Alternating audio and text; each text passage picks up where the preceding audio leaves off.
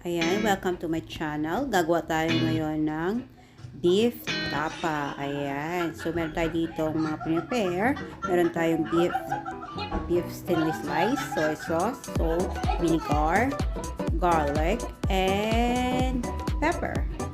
Ayan. So, sisimulan na natin siyang ipaghalo-halo lahat ng mga ingredients.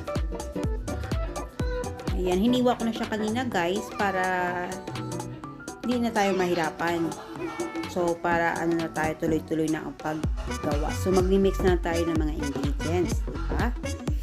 Ayan. O nga pala, pwede rin itong pang negosyo, pang breakfast, lalo kung sa ibang bansa ka. Ayan. Madali mo nang gawin yan. At ituturo ko sa inyo. At pinapakita dito sa video kung paano siya gagawin. Sige lang, haluin lang natin para manuot lahat ng lasa. Ayan, nahalo na.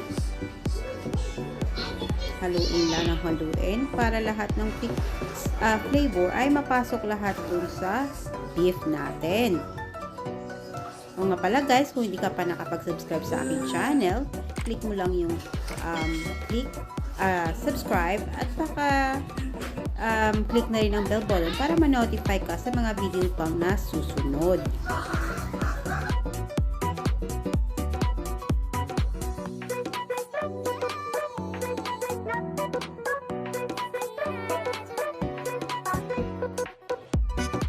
Mukhang okay na siya guys. Ayan.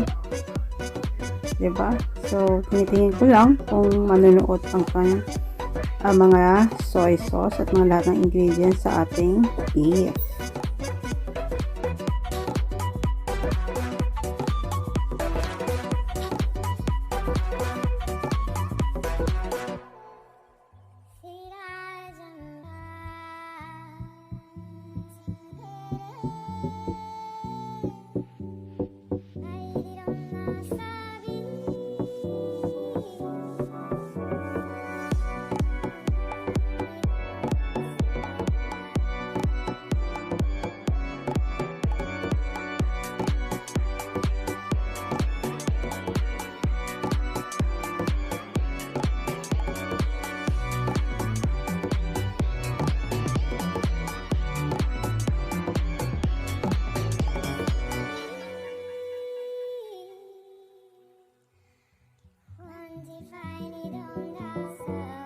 Ayan, natapos na siya.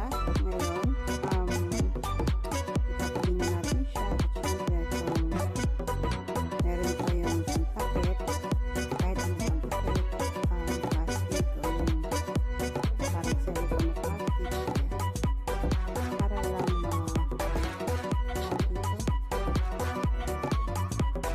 prevent lang or hindi mangamoy sa loob ng ref.